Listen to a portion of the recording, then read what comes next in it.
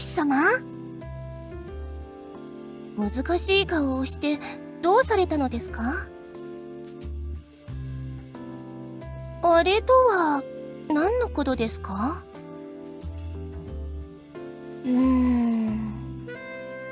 教師様は時々無駄に感傷的になりますね。何か悪いことをしたからぼーっとしていらっしゃるのではないですか？午前中に女王様とこっそりどこかに行っていたようですが、それは私にとってはそれが習慣ですから。申し訳ありません。いつも女王様のそばにいるせいで変な癖がついたようです。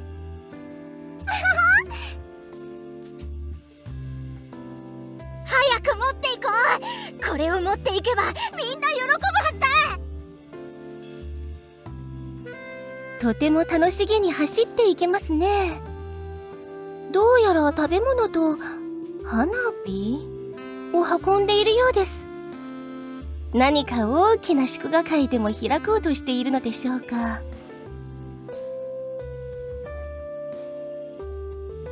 さあ、私は獣人ではないので詳しくは。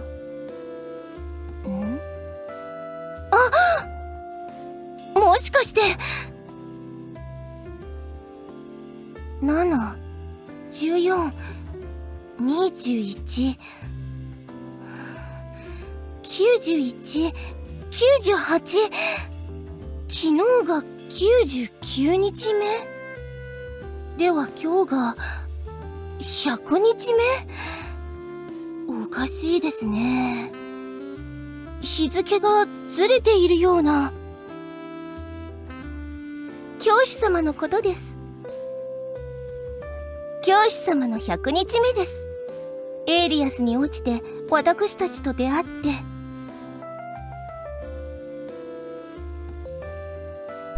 時間が経つのは本当に早いですね。もうそんなに経っただなんて。獣人たちは何かを記念するのが好きな種族なのです。スケールにかかわらず楽しく祝う習性があるのですが、教師様の100日目なら大きな祝賀会を開いてもおかしくありません。中には老化が早い獣人もいるので、短い時間でもお祝いするのです。サプライズでしょう。少ししたら下手な芝居をしながら誰かが迎えに来るのではないでしょうか。私は今日残業があるので適当についていってください。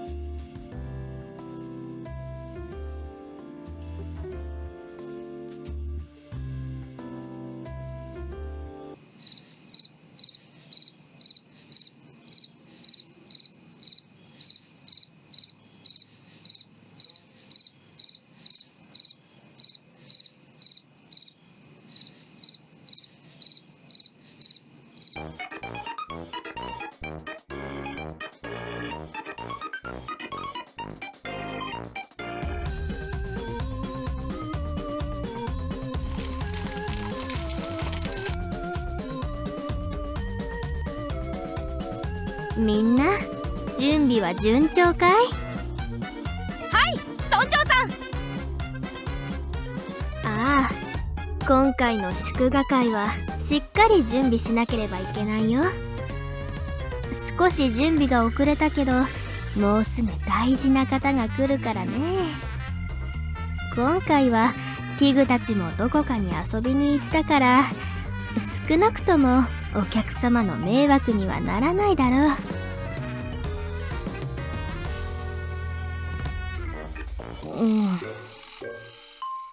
どうされましたか、村長さん。村長さんが目を開こうと努力している。茂みの中から何者かに見られているような。ほわっちゃ。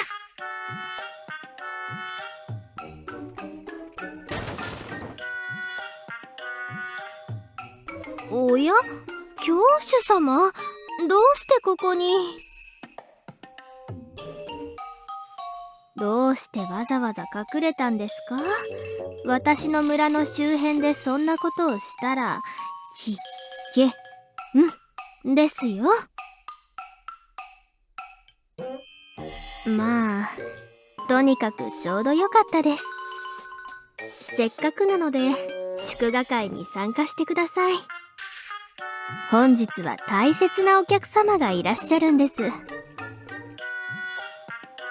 放浪する獣人、エピカ様です。あちこちの獣人の集落を旅しながら、本と歌を作る、とても素晴らしい方です。教師様はそんなことも知らないんですか？数十年に一度しかいらっしゃらない方だから、教主様はご存じなくて当然だろうね。教主様は少し前に異世界からいらしたばかりだから。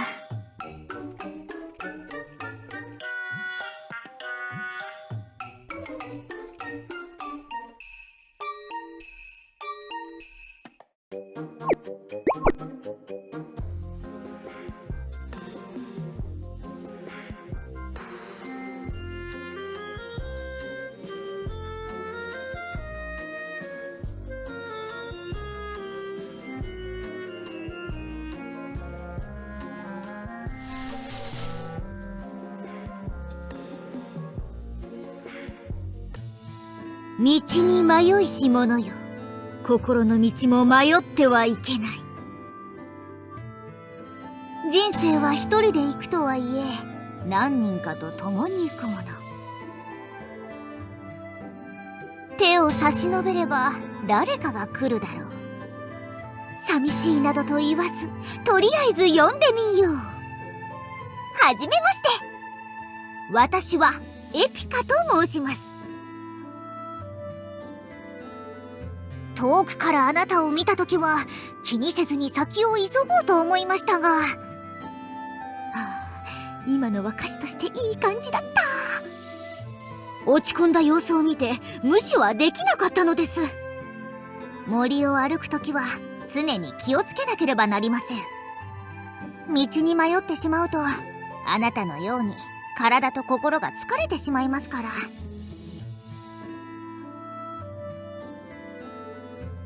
ふむ、あなた、実際にお会いしたことはありませんが、見覚えがあります。聞いたことがあります。木々が囁いていた外見にとても似ています。噂話ですよ、噂話。それはもうとても賑やかでした。高く掲げられた頭は目線の高さによって凄みと神秘的な雰囲気が漂い、胴体は頭より 3,4 倍も大きい上に細長い。その巨大な体から下げられた腕は太ももにかかり、さらに奇怪に伸びた足は見た目とは違って木の柱のようにたくましいと。その姿は尊いといえば尊く、恐ろしいといえば恐ろしい存在なり。世界を見下ろす美しい大樹が送り出した死者の風格そのものでしょう。教主、あなたが世界樹教団の教主なのですね。直接お会いできることになるとは、なんと喜ばしいことでしょう。噂を聞いたとき、尾ひれがついただけだと思ったのです。もちろん外見の描写は古代妄想だと思いましたが、実際に会ってみると噂通りですね。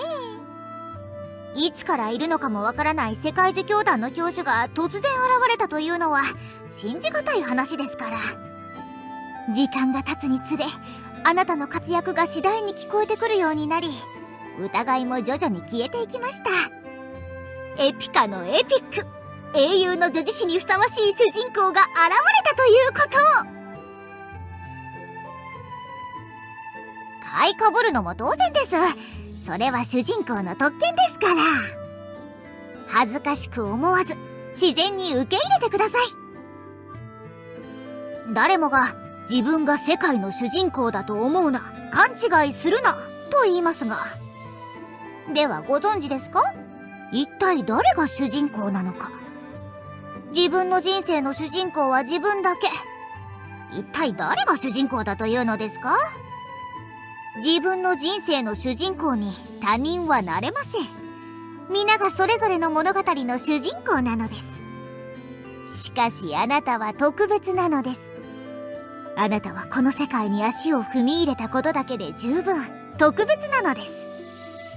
あなただけがこのエイリアスを動かすことができる唯一の存在。だからこそ私はあなたを称えたいのです。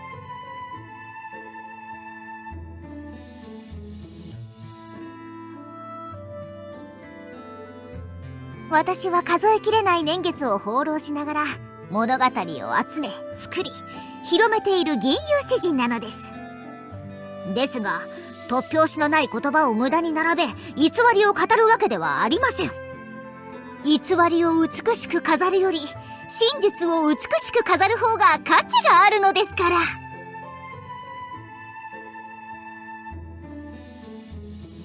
何か大変なことでもあったのですか？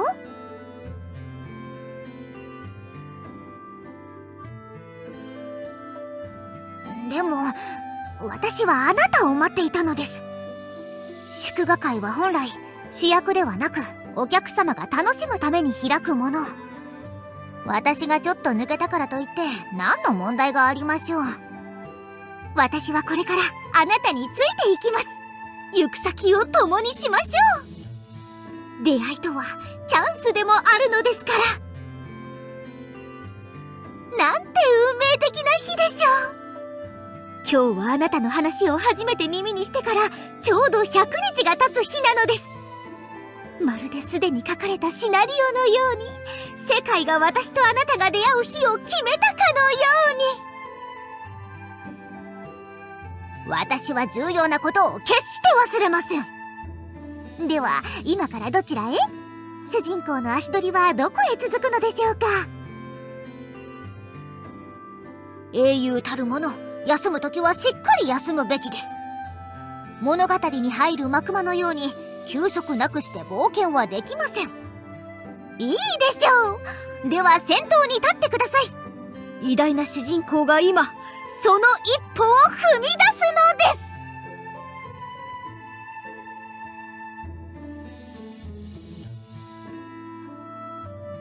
素晴らしい。とても素晴らしいですよ。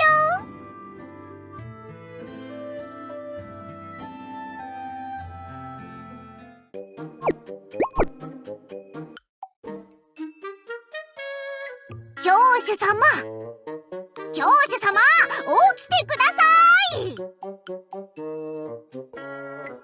こんな特別な日になぜまだ眠っているのですか？あなたがエイリアスに来て100日目ではありませんか。何をおっしゃるのですか？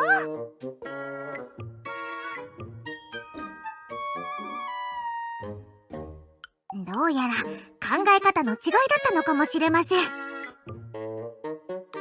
教主様がこの世界を訪れた日と教主になられた日、一日のズレがあるのではないかと私は考えたのです。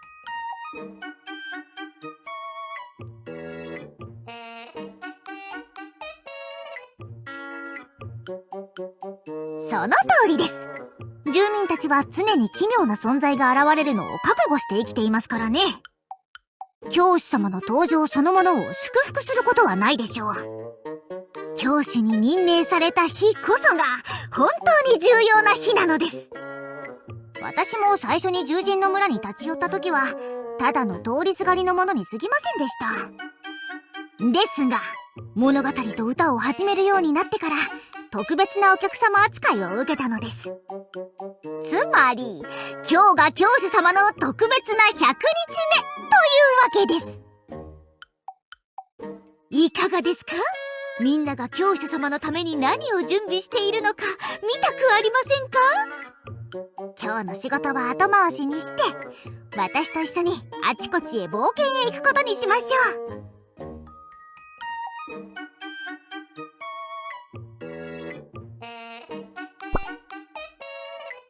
最も近い場所ですし、教師様の第二の故郷のようなところですからね。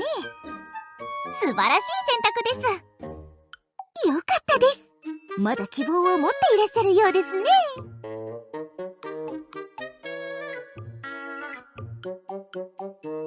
おお、ここが妖精王国の中心部。あそこを見てください。劇場もありますよ。たまに立ち寄って公演の枠があるか確認する必要がありますね。チケット売りの店員さんがとてもフレンドリーに見えます。おお、あの派手な身なりの方は。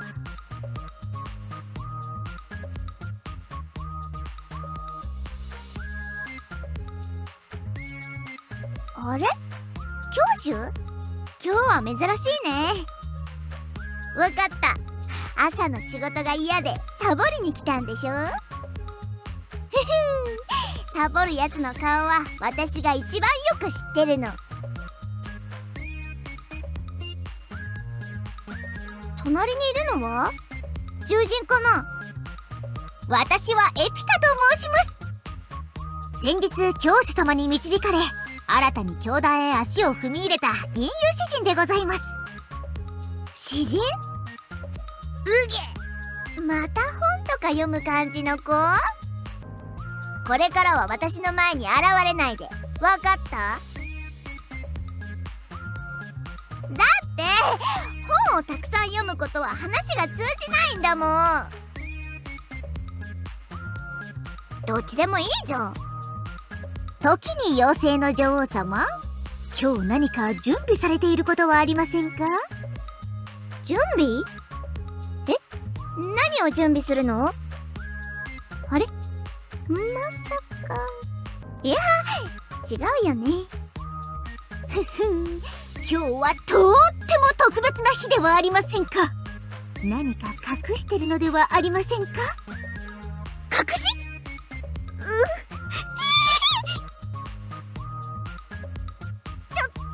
黙ってよ。教師に内緒にしようとしてどれだけ頑張ったか。もう変な子が現れて計画を台無しにされちゃったよ。ああ、もう全部わかっています。さっさとお話しください。ネルに怒られそうだけど。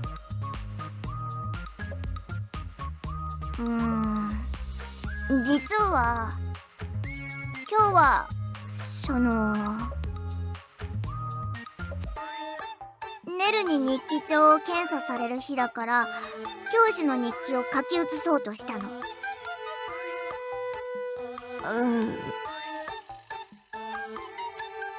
こっそりアーカイブに入って、そのまま私の日記帳に書き写すの。先週からずっと毎日怒られてたけど、昨日ふとひらめいたわけ。賢いでしょ？やっぱりこういう時は頭の回転が早いのよね。いつもはカバーだけ差し替えてたけど、それだと文字が違うってネルに気づかれるの。少し面倒だけど、自分で書くしかないことに気づいたってわけ。一体どういうことかさっぱり。教師様？うわ！教師様、落ち着いてください！これ式のことで動揺してはいけません！教師様が壊れてしまいますよ！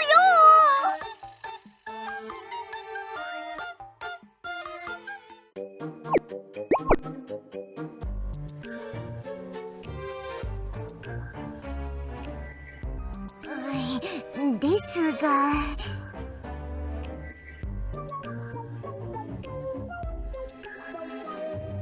どうしてそこまで自分の価値を低く見るのですか？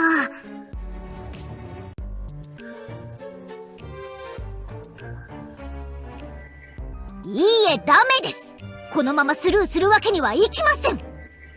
今まで一体どんなことを経験してきたのですか？あなたはこの世界の主人公なのです。ジャンルによっては主人公が冷遇されるストーリーもありますが、私が夢見るあなたの物語はそういったジャンルのものではありません。そう、もしかすると妖精たちが変わっているのかもしれませんよ。獣人たちならきっと大きなイベントを準備しているはずです。私の同族ならきっと失望させないはずです。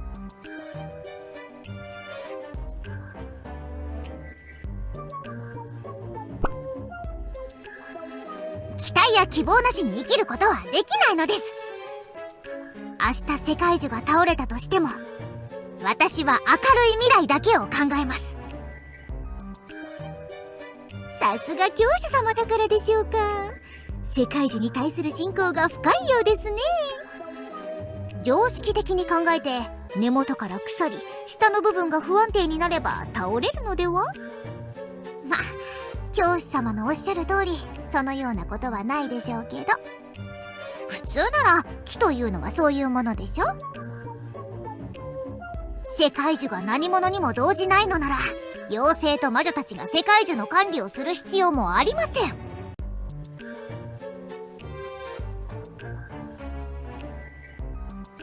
とにかくリアナ村長が取り仕切る村に行ってみましょう。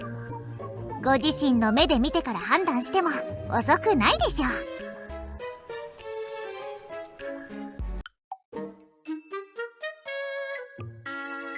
あらまあ、教主様ではありませんか。おや、お隣の方はエピカ様ではありませんか。ここにお越しになるのは本当にお久しゅうございますね。お久しぶりです村長。昨日エピカ様がいらっしゃるとの便りがあって万全の準備をしていたのですが、教主様と先約があったのでしょうか。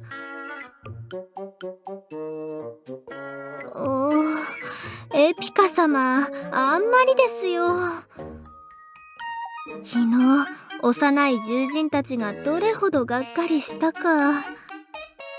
エピカ様の童話や伝説を聞きたくてずっと待っていましたのに、子供たちはとても悲しんでましたよ。大丈夫大丈夫。物語を語ることは私以外でもできますから。でも幼い獣人たちのためにも姿くらい見せるべきだったでしょうか。村長がすでに物語を聞かせてあげたから私の存在を知っているのでしょ。物語で重要なのは語り手ではありません。それを受け取る聞き手なのです。それはそうですが。そうだ村長、今日は特別な予定がありませんか。特別な予定？まああるにはありますが。ほほう、それは何ですか。早く教えてください。実は教主様を呼びに行こうとしていたところでした。エピカ様の歓迎式のために少し遅れましたが、これ以上引き延ばすことはできませんからね。教主様、もう少しして午後になったら私と一緒にティグを探してくれませんか。森のどこかに隠れて遊んでいるのかわかりませんが、姿が見えなくなってもう3日も経つのです。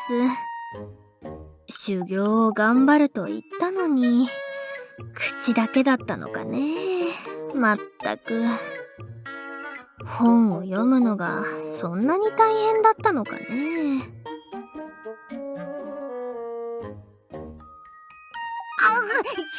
んです。はて、違うとはどういうことでしょうか。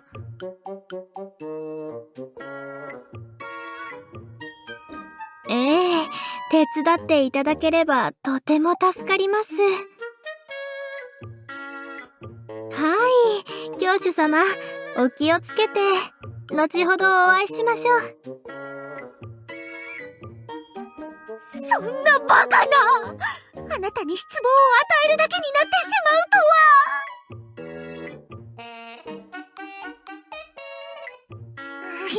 ですが、他の場所でなら、エルフたちはどうでしょう？それとも、精霊たちは？教主、顔色が悪いですよ！笑顔のないその顔、なんと冷たいのでしょう！悲しみに満ちたその心、なんて深い悲しみでしょう！疲れてしまったあなたの表情をどうやって慰めまし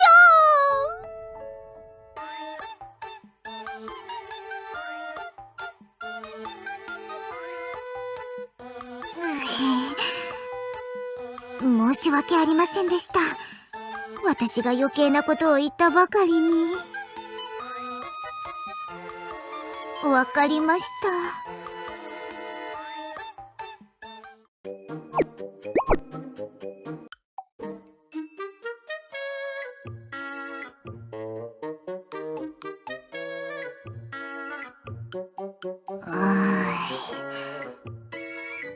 誰が見ても落ち込んだ状態で眠っていらっしゃる。教師様がこのような扱いを受けてはなりません。あの意欲のないすやすやと眠っているような寝息。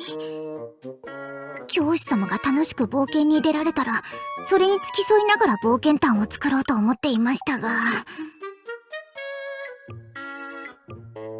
あんなくだらない悪夢まで見て、かなりのショックを受けられたのでしょうか。いけません。ここは私が動くべきでしょう。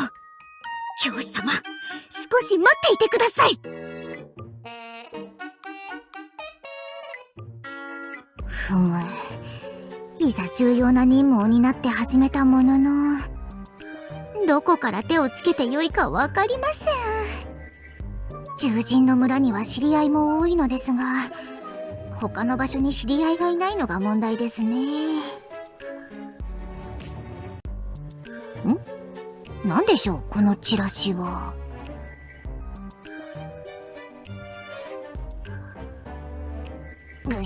なんて薄気味悪い雰囲気のチラシでしょう。怪しいですね。チラシの内容を見る限り、教師様を慕っているものでしょうか。もしかすると協力してもらえるかも。このチラシを貼った方でしょうか。少しよろしいでしょうか。誰っすか。私はエピカと申します。世界中を旅しながら物語を作る銀融詩人です。変わった角、獣人、初めて見る。あんた、初めて見るっす。お話を。あんたはもうコレクションっすよ。ここにサインを。これは何の書類ですか？ただの白紙のようですが。白紙契約。私の勝手にするっす。やめてください！偉そうっすね。どうやら変わった方を見つけたようですね。少し怖いかも。あなたは今日がどんな日かご存知ですか？コレクション、教師の大切な日。コレクション？何の話でしょう？教師様の大切な日とおっしゃるなら、100日目ということはご存知ですか？100日目？あんたも知ってるんすか？どうして？やはり、あなたも知っていたのですね。おかしい。どうしてあなただけ知っているのですか？妖精の女王様もご存知なかったのですが。教師は私のものっす。100日目も私のものっす。誰にも知られるわけにはいかない。私のコレクション、知っているのは私だけっす。でもあんたも100日目を知ってる？おかしい。カレンダーは全部書き換えたはず。カレンダーを書き換え？一体何をしたんですか？1ヶ月前からあちこち回ってカレンダーを改ざんしたっす。100日目は来月だと勘違いするはず。なんと！来月になったらカレンダーを元に戻して100日が過ぎたと思わせるっす。どうしてそんなことを！誰からも100日目を覚えていてもらえなくて教師様がどれだけ寂しがっているか！コレクション、傷ついた？それは好都合。これからは私が癒してあげればいいっす。計画の一部っすよ。あんたは黙らせる。収集して何も言えないようにしてあげるっす。うわ！近づかないでください！恐ろしい！動いちゃダメっすよ。どうせ逃げられないっすから。助けてください！とても恐ろしい！誰か助けてください！あたいが助けてあげようか？幽霊！何その顔！かわいい。その慌てた表情、とってもそそる。誰でもいいからお願いします！あの妖精が私に危害を加えようとしています！どうか助けてください！そう？それはお気の毒に。ねえ、どうやって助けてあげようかしら。ねえ、相棒。あんたはどう思う？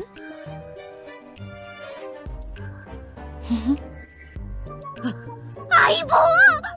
一体どういう？教師の記念日を偽装するために手を組んだっす。エイリアスにあるすべてのカレンダーを書き換えるなんて、いくら執着が強い妖精でも手が足りないわ。このシェイディがいなかったら不可能だったわね。あんたみたいに察しがいいやつも排除しなきゃいけないし。今すぐやめてください！私が黙っていませんよ！はーん、黙ってないならどうするつもり？あんた思ったより勇敢みたいね。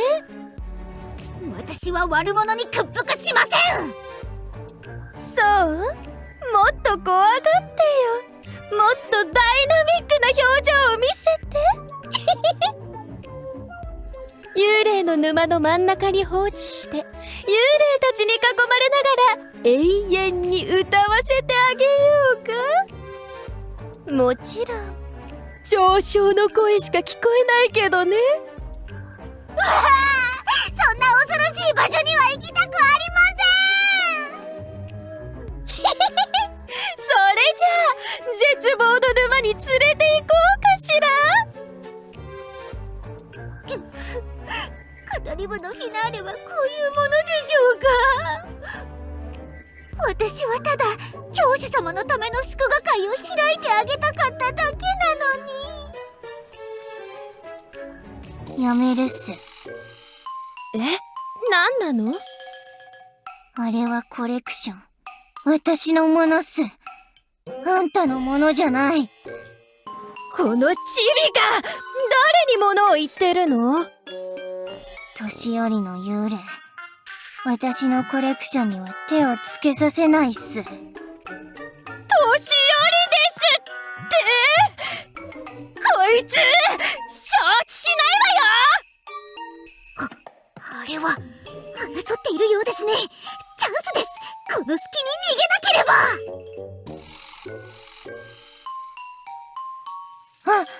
私のコレクションが。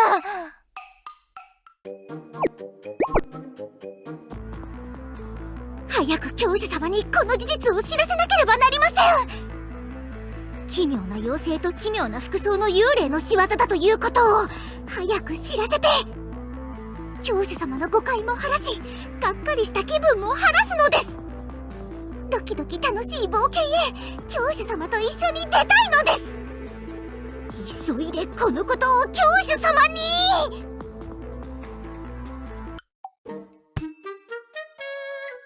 うわいったった、一体何なんだ。頭にドリルをつけてるなら前くらいしっかり見ろ。危ないじゃないか。すみません、急いでいまして。獣人か？妖精王国には獣人も住んでいたの？私はエピカと申します。旅をしながら物語を作る。ああ、自己紹介はいいよ。獣人なら獣人でいいんだ。あなたは耳が長いのですね。エルフですか？まあそんなところかな。エルフがどうして妖精王国に？あらまあ、エピカ様、またお会いしましたね。エレナ様はモナティアムの枠がどうとかで文句を言いにいらしたのですよ。ネットワークだって、さっき言われた言葉も覚えられないのか？ネットワーク？ふむ、昨日教師様と一緒に教団へいらした方ですね。出入り記録に書かれていた姿の説明と同じです。エピカさんとおっしゃるのでしょ？そうですが。私はネルと申します。朝方にご挨拶しようと思いましたが、ずっと忙しくて。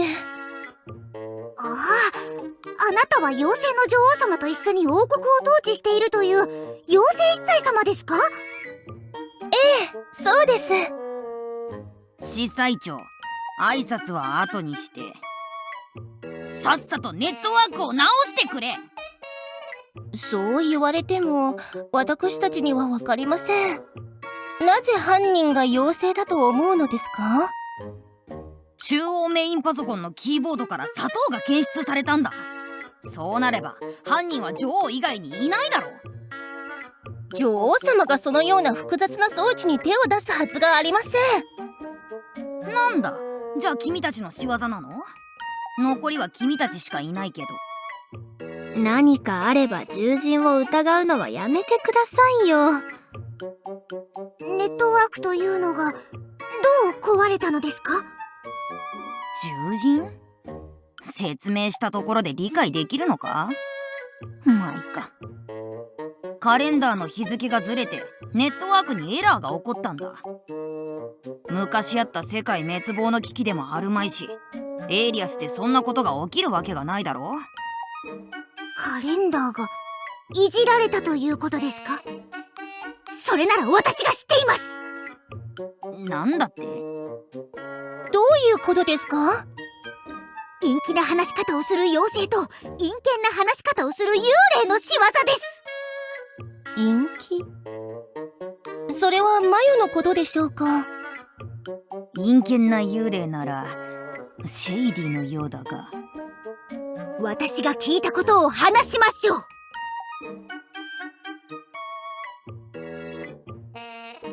マヨとシェイディがカレンダーを操作して教師様の記念日を隠したということですね。ええ、間違いありません。確かにマヨならあり得ることです。マヨってのはよく知らないが、シェイディならやりかねないな。あんなすごい能力をくだらないいたずらに使うのはあいつ以外にいない。教師の記念日を隠すとは、まったくくだらないことをするな。くだらないなんてそうではありません。教師様は誰にも記念日に気づいてもらえず心を痛めているのです。今も自室で悲しみながら寝たきりなんですよ。本当なのか？それはちょっと大げさだと思うが。何をおっしゃいますか。教師様はこの世界の主人公なんですから、それくらいがっかりして当然です。ふむ、教師のやつ、私を羨ましく思ってかおだて上手を連れてきたな。まあでもメンタルケアをしてもらうならこれくらいおだててもらわないと。睨みつけながら罵倒する誰かさんよりはずっとマシだろう。まさかとは思いますが、それは私のことではありませんよね。おいおい、他にそんなやつがいるかね。ストレートに言ったつもりだけど分かりにくかったかな。私もそれなりに努力しているのです。女王様のせいでつい癖になって。やめてください。今は争っている場合ではありません。早く事態を収拾して教主様のお祝いを。予想はしていたが、かなり騒々しいな。やはり来てよかった。ベリータ女王様、どうしてこの地上に？精霊と竜族もいるが、まさかグルになって戦争でも始めるつもりか？司祭長、前方でできるだけ持ちこたえるんだ。私は支援を要請しに逃げる。戦争だなんて、そのような忌まわしい言葉を口にするでない。種族の長が一箇所に。このような奇妙な光景は初めて見ます。お一方は長ではないようですがね。何かを忘れているような。魔法の達人である魔女の女王、気難しい上位精霊、そしてキラキラと輝く竜族の長。皆様、ここには何のご用で？魔女の王国で滅亡の暦の日付が変わったことで午前中に大騒ぎになったのだ。滅亡の暦？なんだそれ。5341年後に起きるエーリアス大災難を予言した暦だ。日付が1ヶ月ずれていた。魔女たちが立てた滅亡を阻止する計画が台無しになるところだったぞ。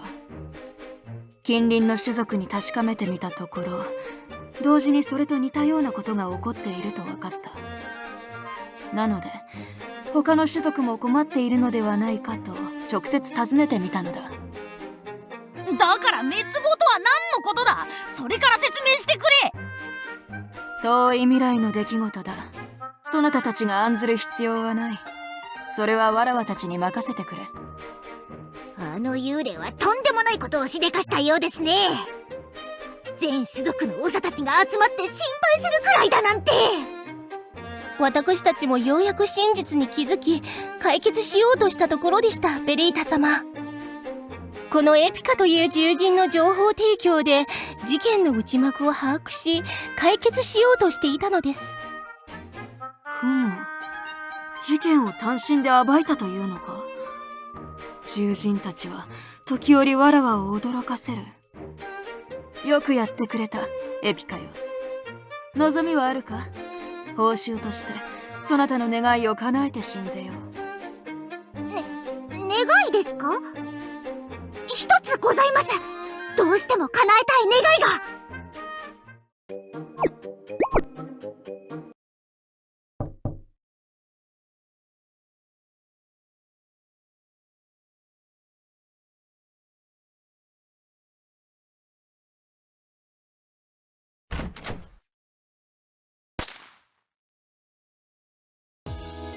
100日おめでとうございます。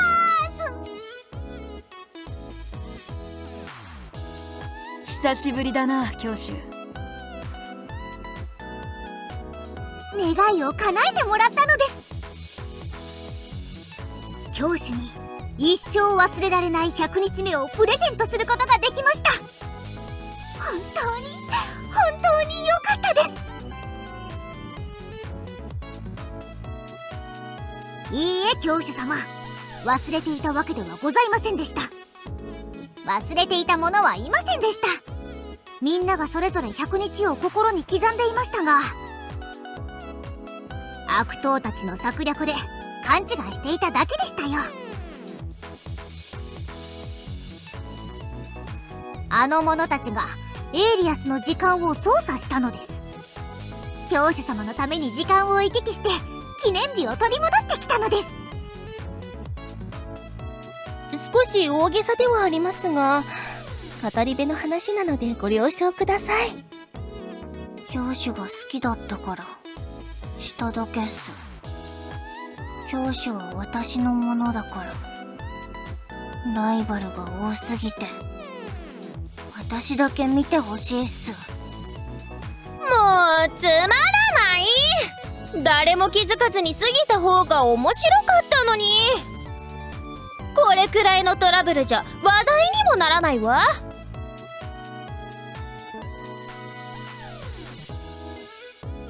本当ですか？教主様、さすがあなたは主人公です。なんて慈悲深いお方でしょう。やはり想像していた通りです。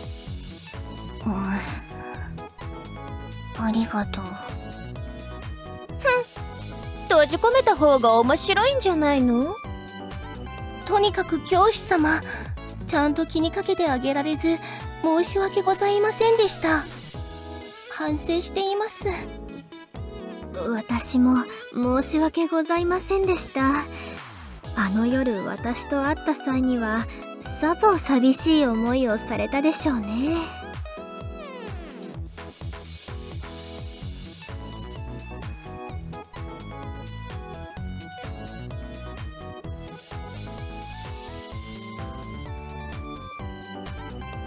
私は昨日あなたにお会いしたばかりですが、みんながこうして仲のいいところを見るとふと気になるのです。これまでの100日はいかがでしたか？あなたにとって十分に意味のある時間でしたか？100日なのですよ。きっとあなたと使徒たちみんなにとって意味のある言葉になります。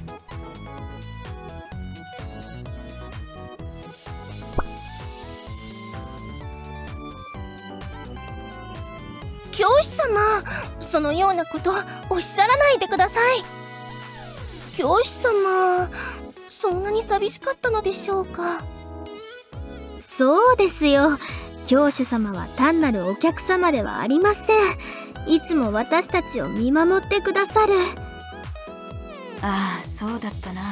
分かった。それなりに努力したつもりだが、そなたがそう感じたのならまだ至らぬのだろう。しかし誤解しないでほしい。わらわたちにとってそなたが特別な存在であることは事実なのだ。決してそなたを軽視しているわけではない。機会をもらえるのならいつまでもわらわたちの価値を証明し続けよう。これからもわらわたちを信じてくれ。努力は惜しまぬ。ぜひ教師がわらわたちの心を理解してくれることを祈る。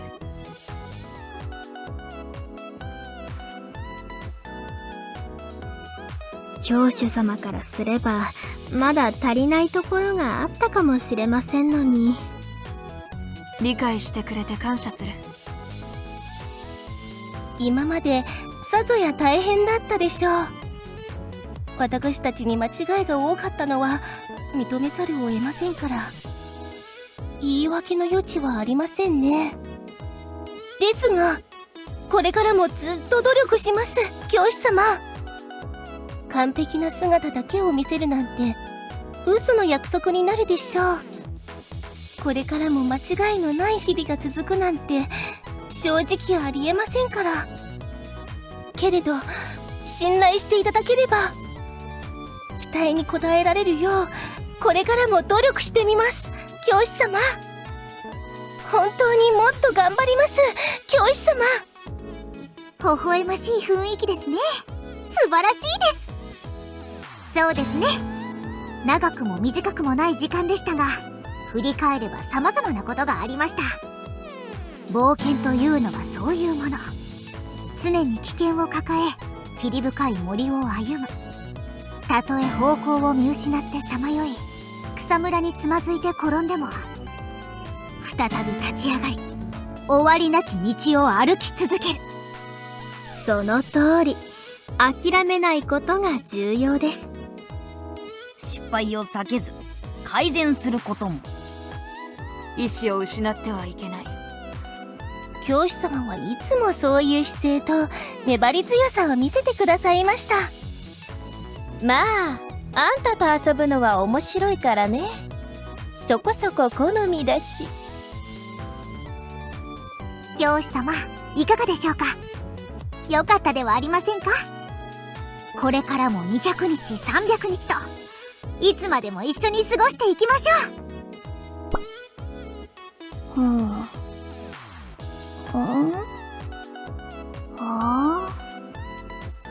おかしいな。そろそろネルが現れて、もう寝てるのかって叱られる頃なのに、ネルが現れない。なんか花火みたいなのが上がっているけど、なんだろう。まったく、妖精って本当に騒がしく遊ぶ種族ね。早く1ヶ月が過ぎないかな。教師へのプレゼント準備しちゃった。早くあげたいな。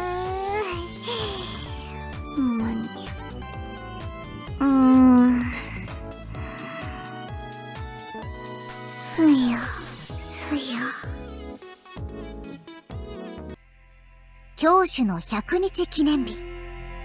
祝賀会は諸事情により急遽開かれましたが、そんなことはどうでもよかったようです。教師はエイリアスの住民たちと共にその日を楽しみ、少し照れくさい雰囲気の中、人たちは教師にそれぞれの思いを込めたプレゼントを渡しました。妖精の女王が泣きながら遅れて祝賀会に駆けつけた時は少し気まずい空気になりましたが、妖精の女王はすすり泣きながらまだ開けてない完全無欠なアイスクリームケーキを教師に渡したのです。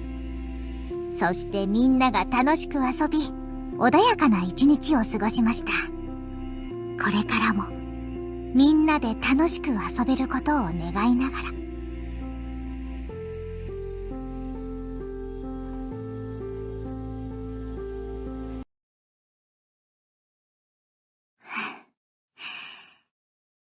アンコールのリクエストはございませんか。教主様がこのエイリアスに降臨されてから100日、私はこの日を記念し、偉大なる教主様へ賛辞を捧げたいと思います。さあ皆さん、近くへ集まってください。この温かい焚き火を囲み、この銀融詩人の物語に耳を傾けてくだされ。妖精、獣人、エルフ、精霊に幽霊、竜族、そして魔女。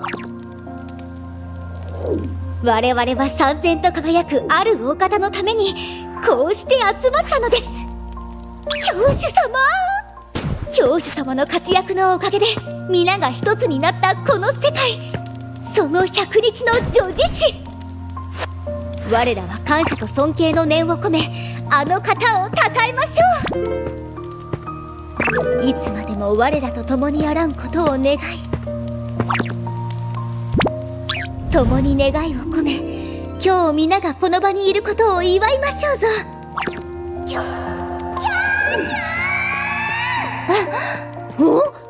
あれは妖精の女王様ではありませんか。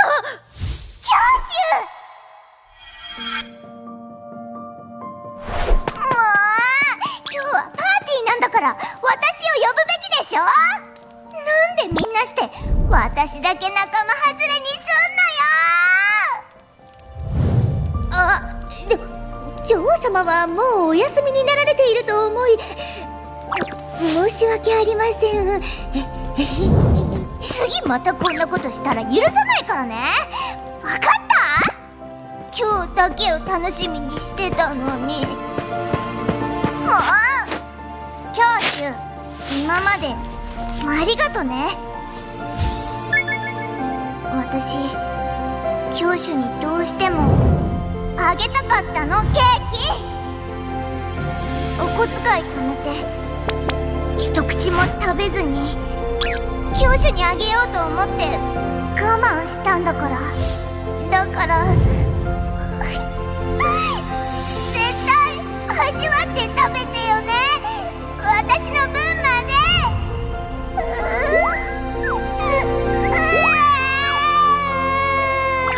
ふむふむ、実に心温まる光景ではありませんか。我ら共にこの日を楽しみましょう。